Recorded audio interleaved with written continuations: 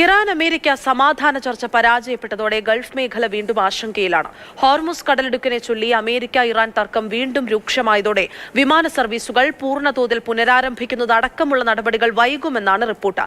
ഇറാനിൽ നിന്നും പ്രകോപനമുണ്ടായാൽ ശക്തമായി പ്രതിരോധിക്കാനുള്ള കൂടിയാലോചനകളിലാണ് ഗൾഫ് രാജ്യങ്ങൾ. ഇതിനിടെ ലെബനോണിലേക്ക് ഇസ്രായേൽ നടത്തിയ ആക്രമണത്തിൽ 6 പേർ മരണപ്പെട്ടു.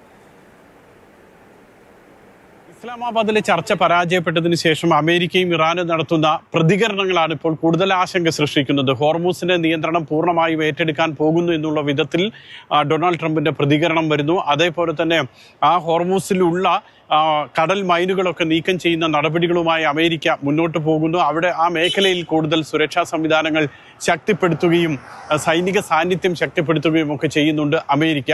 അതോടൊപ്പം തന്നെയാണ് ചൈനയ്ക്ക് എതിരെ നൽകിയിട്ടുള്ള ഒരു മുന്നറിയിപ്പ്. ഏതെങ്കിലും വിധത്തിൽ ഇറാനെ സഹായിച്ചു കഴിഞ്ഞാൽ 50% തീരുവ ഏർപ്പെടുത്തും ചൈനീസ് ഉൽപ്പന്നങ്ങൾക്കെന്നുള്ള ട്രംപിന്റെ മുന്നറിയിപ്പ്. ഇതൊക്കെ ആശങ്ക സൃഷ്ടിക്കുന്നതാണ്. ഇതിന് ഒരുമിച്ച് തന്നെയാണ് ഇറാന്റെ പ്രതികരണവും വരുന്നത്. ഹോർമൂസ് കടലിടുക്കിലേക്ക് തങ്ങളുടെ ശത്രുക്കൾ പ്രവേശിച്ചു കഴിഞ്ഞാൽ ശക്തമായിട്ടുള്ള തിരിച്ചടി നൽകുമെന്ന് ഇറാനും മുന്നറിയിപ്പ് നൽകുന്നുണ്ട്. ഇതാണ് ഗൾഫ് മേഖലയെ ഇപ്പോൾ ആശങ്കപ്പെടുത്തുന്നത്. അതോടൊപ്പം തന്നെയാണ് ലെബനോണിൽ ഉണ്ടായിട്ടുള്ള ഇസ്രായേൽ ആക്രമണം. 6 പേർക്കാണ് അവിടെ ജീവൻ നഷ്ടപ്പെട്ടത്. അത് ഇസ്രായേലിന്റെ പ്രതികരണം കൃത്യമായി പറയുന്നത് ഹിസ്ബുള്ള അനുഭാവികൾക്ക് നേരെയാണ് ആക്രമണം നടത്തിയതെന്നാണ്. അപ്പോൾ സ്വാഭാവികമായും ഒരു 40 ദിവസത്തെ യുദ്ധത്തിന് ശേഷം കഴിഞ്ഞ 4-5 ദിവസം മാത്രമാണ് ഇപ്പോൾ ഒരു സമാധാനത്തിലേക്ക് ഗൾഫ് രാജ്യങ്ങൾ വന്നിട്ടുള്ളത്.